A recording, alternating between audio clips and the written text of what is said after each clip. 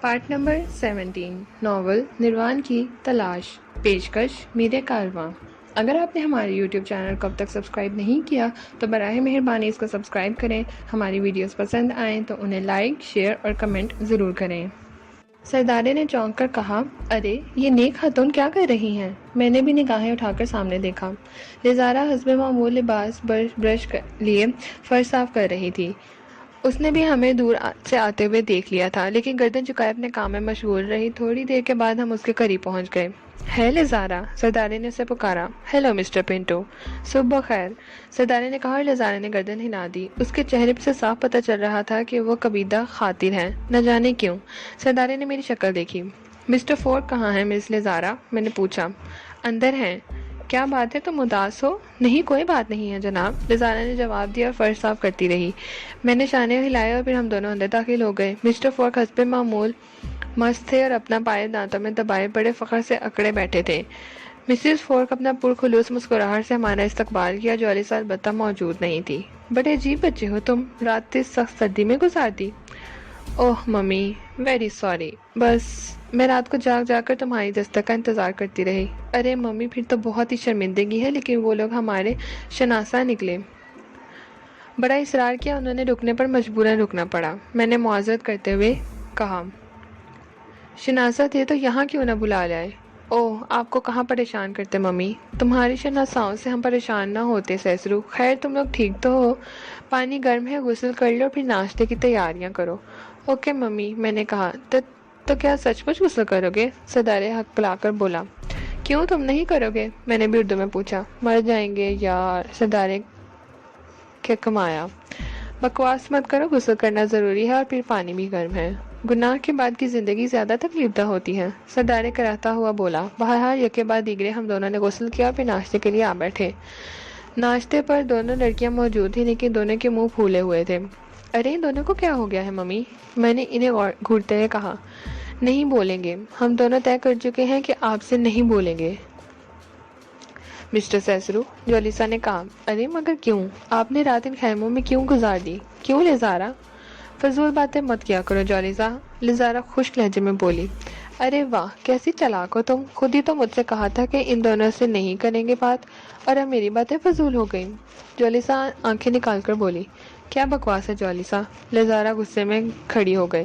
ارے کیوں لڑنے لگی تم لوگ؟ لیزارا بیٹھ جاؤ، جولیسا تم خاموش ہو جاؤ۔ اوکے ممی، لیکن بس میں کہتی ہوں خاموش ہو جاؤ، مادام اولیورا سخت لہجے میں بولی، اور وہ دونوں خاموش ہو گئی۔ میں نے بھی اس کے بعد اس کے بارے میں کوئی بات نہیں کی۔ پھر ہم ناشتے سے فارغ ہو گئے، تب مسز فورک نے نرم لہجے میں کہا، لیزارا جلدی سے کچھ اور ناشتہ تیار کر دو، آوارہ گرد ان لوگوں کے شناسہ نکل آئے ہیں، جاؤ ہری اپ۔ نہیں ممی، آپ ہماری وجہ سے ان کے اصول نہ توڑیں۔ بیکار باتیں نہ کرو بچوں کے دوستوں کا خیال کرنا ہی پڑتا ہے۔ لیکن ممی پلیز سیسرو خاموش ہو جاؤ، جاؤ جولیسا تم لیزارا کی مدد کرو۔ یس ممی۔ دونوں لڑکیاں کمرے سے نکل گئی۔ مسٹر فورک جلدی جلدی پائپ میں تمباکو بھر رہے تھے، پھر وہ کھڑکی سے باہر جھانکتے ہوئے بولے، شاید آج دھوپ نہ نکلے۔ ہاں بادل ہیں، دھوپ میں بیٹھ کر تمباکو نوشی کا جو لطف آتا ہے وہ بادلوں میں نہیں۔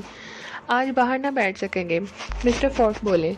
پھر بھی باہر کا موسم زیادہ سرد نہیں ہے، ایلیورا نے کہا۔ آؤ بھائی دیکھیں۔ سردارے تم ذرا انجن گرم کر لو، میں نے کہا، اور سردارے گردن ہلا کر آگے ہو گیا۔ میں بھی مسٹر فورک اور مسز فورک کے ساتھ باہر نکل آیا۔ تب ہم نے دور سے اپنے شناساؤں کو آتے دیکھا، میلے کچلے لباس میں ملبوس، وہ سردی سے کانپتے چلے آ رہے تھے۔ چلو اچھا ہوا یہ لوگ ادھر ہی آ رہے ہیں، مدام فورک نے کہا، اور تھوڑی دیر کے بعد مائیکل اور ایلس وغیرہ ہمارے نزدیک پہنچ گئے۔ خوش نصیبو، صبح کا سلام قبول کرو، ایلس نے دور سے ہی آواز لگائی اور پھر جلدی سے آگے بڑھ گیا۔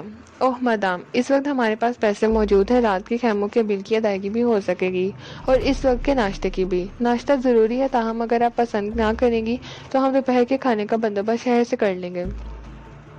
کتنے پیسے ہیں تمہارے پاس؟ مسز فورک نے پوچھا۔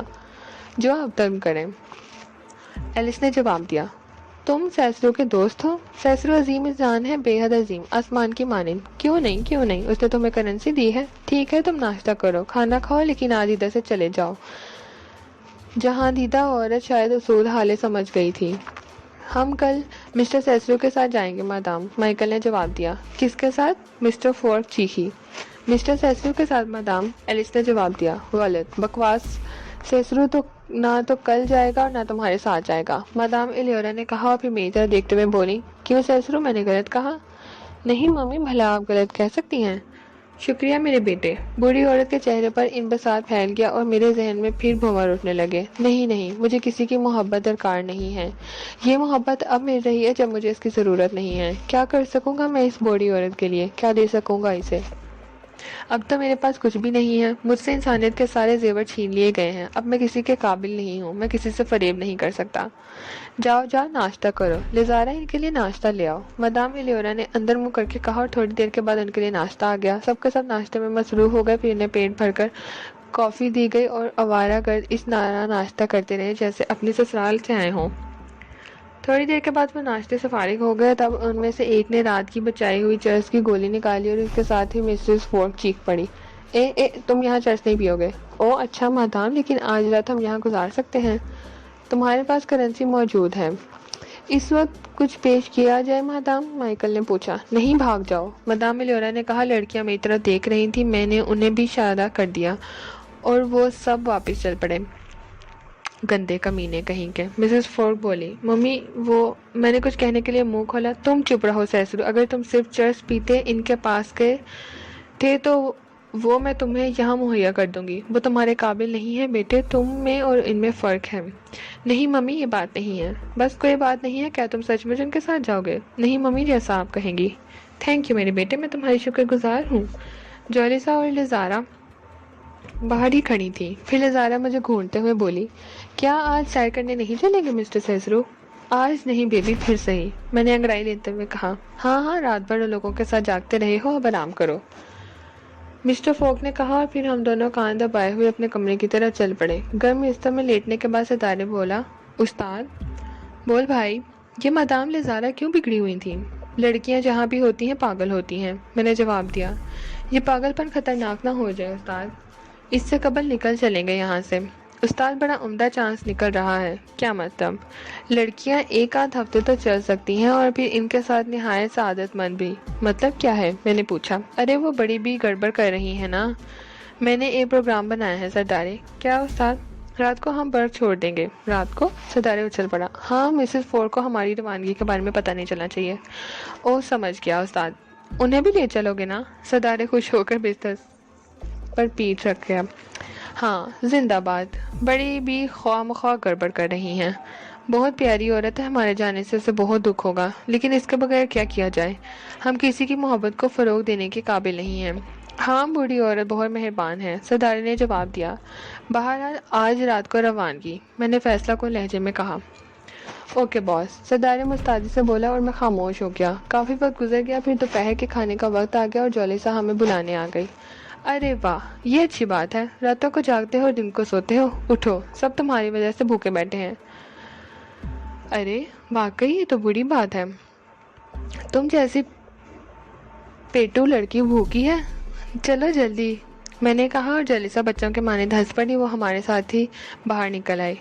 مسٹر سیسرو، اچانک اس نے کہا۔ کیا بات ہے جولیسا؟ مسٹر سیسرو، مجھے معاف کر دیں، مجھے آپ کی ذاتیات میں مداخلت نہیں کرنی چاہیے، لیکن میرا ایک مشورہ ہے۔ ارے کیا مشورہ ہے؟ میں نے دلچسپی سے پوچھا۔ وہ لوگ آج رات بھی رکیں گے۔ کون؟ ارے وہی آوارہ گرد جنہوں نے خیمے لیے ہیں۔ ارے ہاں، پھر آپ ان لوگوں میں کیسے گزار لیتے ہیں؟ کیوں؟ وہ تو بڑے بے حس ہوتے ہیں، بڑے گندے سے، ان کے ساتھ وقت گزارنا بہت مشکل کام ہے، اور پھر وہ نشہ باز ہوتے ہیں۔ مسٹر سیسرو، نشہ اچھی چیز تو نہیں ہوتا۔ آگے بولیے بڑی بھی، میں نے مسکراتے ہوئے پوچھا۔ بس یہی کہہ رہی تھی، وہ آپ کے قابل نہیں ہیں، آپ ان میں نہ جائیں۔ میں نے گہری سانس لی۔ ایک بات بتائیں مس جولیسا، پلیز سیریس نہ ہو، یہ صرف ایک مشورہ ہے۔ مشورہ سر آنکھوں پر، لیکن ہم آپ کے یہاں کتنے دن مہمان ہیں؟ ہم چلے جائیں گے، اس کے بعد نہ جانے ہمارا واسطہ آپ جیسے لوگوں سے پڑے نہ پڑے، ممکن ہے ہمیں ان سے بھی زیادہ خراب لوگ ملیں۔ اوہ مسٹر سیسرو، آپ شادی شدہ ہیں؟ نہیں۔ کیوں؟ مسٹر پنٹو کی شادی ہو چکی ہے، ان کے خاندان میں کسی کی نہیں ہوئی، لیکن اچانک تمہیں ہماری شادی کا خیال کیوں آیا؟ پھر بتاؤں گی، پہلے آپ یہ بتائیں کہ آپ کے والدین آپ کا انتظار کرتے ہوں گے۔ نہیں جولیسا، بہن بھائی وہ بھی نہیں، پھر آپ بلا وجہ مارے مارے کیوں پھر رہے ہیں؟ کیا فائدہ اس آوارہ گردی کا؟ آپ یہاں پرک میں رہیں کوئی کاروبار کر لیں۔ آج سسٹر ازارہ سے شادی کر لیں، میں مسٹر پنٹو سے شادی کر لوں گی۔ ہم یہاں اپنے چھوٹے چھوٹے مکان بنائیں گے، ہمارے چھوٹے خوبصورت بچے ہوں گے، پھر ہم سب آپ کی گاڑی میں اپنے اپنے کوٹ پہن کر سیر کو باہر نکلیں گے۔ ہم اپنے بچوں کے لیے بھی عمدہ اون کے لباس تیار کر لیں گے تاکہ انہیں سردی نہ لگے۔ آپ بتائیے مسٹر پنٹو، کیا وہ زندگی خوبصورت نہیں ہوگی؟ خدا نہ خواستہ مدام، سردارے نے گھبرائے ہوئے انداز میں کہا۔ میں بھی یہی کہہ رہی تھی، خدا نہ خواستہ وہ زندگی خراب تو نہیں ہوگی؟ نہیں جولی سر نہیں، تم تو ہماری بہن ہو۔ کئی بہنیں لڑکیاں بھائیوں سے شادی کرتی ہیں۔ اوہ، آپ ہمیں بہن سمجھتے ہیں؟ جولی سر بغیر کسی تاثر کے کہا۔ ہاں یقیناً۔ تب چلیے ہم شادی نہیں کریں گے۔ یہاں برگ میں دوسری بہت سی لڑکیاں ہوں گی جن سے ہم آپ کی شادیاں کرا دیں گے، ان سے کیا فرق پڑتا ہے؟ ٹھیک ہے سوچیں گے، میں نے کہا۔ پھر ہم دونوں نے تیزی سے قدم آگے بڑھا دیے تاکہ اس معصوم لڑکی کی باتوں کا سلسلہ ختم ہو جائے۔ کھانے کے کمرے میں سب ہمارے منتظر تھے۔ کھانا خاموشی سے شروع ہو گیا اور خاموشی سے ہی ختم ہو گیا۔ ازارہ بھی کھانے میں شریک تھی۔ کھانے کے بعد ہم تھوڑی دیر تک آوارہ گردی کرتے رہے۔ پھر میرے اشارے پر سردار نے گاڑی ٹھیک ٹھاک کی، پیٹرول کی ٹینکی خالی ڈبے اور پھینک دیے۔ بظاہر روانگی کی تیاریاں نہیں معلوم ہوتی تھیں، لیکن ہمارا ارادہ چوروں کی طرح فرار ہونے کا تھا۔ میں نے البتہ مسٹر فور کی رائٹنگ ٹیبل کے ایک کاغذ اور بال پوائنٹ نکال لیا تھا۔ اس کے بعد میں نے سردارے کو ایلس کی طرف بھیج دیا۔ میں نے اسے کرنسی دی، لہذا دوسرے لوگوں کوئی اندازہ نہیں لگا پائے تھے۔ سردارے کو میں نے ضروری ہدایات دے دی تھی۔ سردارے کافی دیر میں واپس آیا۔ اس نے آ کر مطمئن انداز میں گردن ہلائی یہاں تک کہ رات ہو گئی اور جولیسا نے اطلاع دی کہ کھانا تیار ہے۔ کیا خیال ہے سسرو، کھانا لگوایا جائے؟ ضرور ممی، میں نے محبت سے کہا۔ اور پھر ہم کھانے کی میز پر پہنچ گئے۔ نہایت لذیذ کھانا تھا، ہر چیز موجود تھی۔ کھانے کے دوران مسٹر فورک نے پوچھا، تم نے ان لوگوں کو کتنی رقم دی تھی سسرو؟ کسے ممی؟ میں نے انجان بنتے ہوئے کہا۔ ارے انہیں آوارہ گردوں کو۔ اوہ ممی، کو زیادہ نہیں، فضول خرچی مت کیا کرو بیٹے، بری چیز ہے، کبھی بھی نقصان دے سکتی ہے۔ ٹھیک ہے ممی، آئندہ خیال رکھوں گا۔ بہت ہی پیارے انسان ہو، کاش تم ہمیشہ ہمارے پاس رہ سکتے۔ ہاں ممی، کاش میں ہمیشہ آپ کے پاس رہ سکتا۔ برگ بری جگہ نہیں ہے بیٹے۔ ہاں ممی، اس اچھی جگہ پر میرے جیسے برے لوگوں کی گنجائش نہیں ہے۔ بیکار بات، تم برے نہیں ہو سکتے۔ شکلوں سے دھوکہ کھانا چھوڑ دے ممی۔ میری بینائی ایسی کمزور بھی نہیں ہے میرے بچے، اور نہ تو میرے تجربے کو جان سکتے ہو، مسز فورک نے مسکراتے ہوئے کہا۔ کاش ممی آپ میرے بارے میں صحیح اندازہ لگا سکتی۔ خیر چھوڑو ان باتوں کا، بس یہ خیال دل کو اداس کر دیتا ہے، بالآخر ایک نہ ایک دن تم یہاں سے چلے جاؤ گے۔ یہ گزرگاہ ہے ممی، ہر ایک سے محبت نہ کیا کریں۔ ہر ایک سے محبت نہیں ہوتی بیٹی، مسز فورک ٹھنڈی سانس لے کر بولی۔ تھوڑی دیر کے لیے ماحول خوشگوار ہو گیا، میرے ذہن میں بھی اداسیاں رینگ آئی تھیں، اور پھر ذہن کے آخری گوشے سے وہی نفرت ابھری جو میرے دل میں بغاوت کرتی تھی، وہی عنصر آمیز حرارت جو میرے پورے بدن کو سلگا دیتی تھی۔ میں خونخوار نگاہوں سے بوڑھی عورت کو دیکھا تو وہی ہے عورت جس نے میری زندگی اجیرن کر دی تھی، جس نے ستیلی ماں کی شکل میں مجھے موت کے عمیق گڑھوں میں دھکیل دیا تھا، اور آج میری بدلی ہوئی شکل دے کر تو مجھ سے الفت کا اظہار کر رہی ہے۔ کاش تو راجہ نواز عسکر کو اس وقت سہارا دیتی جب وہ سرزمین پنجاب کا ایک بھولا بھالا نوجوان تھا، جب اس کا قوی ہیکل بدن زمین کا سینہ چیر کر لہلہاتی فصلیں اگا سکتا تھا، جب وہ فوج میں شامل ہو کر وطن کی سرحدوں کی حفاظت کر سکتا تھا، اپنے ملک و قوم کی بہبود کے لیے کوئی بھی کام کر سکتا تھا۔ لیکن اس وقت تیری بے اعتنائی، تیری دشمنی نے راجہ نواز عسکر کی زندگی کو جہنم کی بھٹی بنا دیا، اور جب اس کا پورا بدن جھلس کر چیخنے لگا، جب نواز عسکر نے اپنی گردن اپنے ہاتھوں گھونٹ کر ایک نئی شکل میں جنم لیا، تو اسے محبت بھری نگاہوں سے دیکھ رہی ہے۔ تیری آنکھوں میں مکاری ہے بوڑھی عورت، اب میں کسی آنکھ سے متاثر نہیں ہو سکتا۔ کھانا ختم ہو گیا تھا، میں خاموشی سے اٹھ گیا۔ سردارے بھی میری خاموشی کو محسوس کر کے کچھ متاثر سا تھا۔ سب لوگ خاموش ہو گئے۔ کافی کہاں پیو گے بیٹے؟ مسز فورک نے پوچھا۔ باہر دے دیں ممی، میں نے سرد مہری سے کہا۔ ارے اس وقت باہر کیا کرو گے، سخت قہر پڑ رہی ہے، شاید رات کو بارش ہو، مسٹر فورک بولے۔ میں کافی باہر ہی پیوں گا ممی، میں نے سرد لہجے میں کہا، اور شاید اس سرد لہجے کو سب نے ہی محسوس کیا۔ میں خاموشی سے باہر نکل آیا۔ سردارے میرے موڈ کی وجہ سے تذبذب میں پڑ گیا تھا۔ اس کی سمجھ میں نہیں آ رہا تھا کہ میرے ساتھ جائے یا رک جائے، اور جب اس نے میری طرف سے کوئی توجہ نہیں پائی تو وہ خود ہی رک گیا۔ پارٹ نمبر 17 اختتام پذیر ہوتا ہے۔ ناول نروان کی تلاش کا بقیہ حصہ پارٹ 18 پہ سماعت فرمائیے۔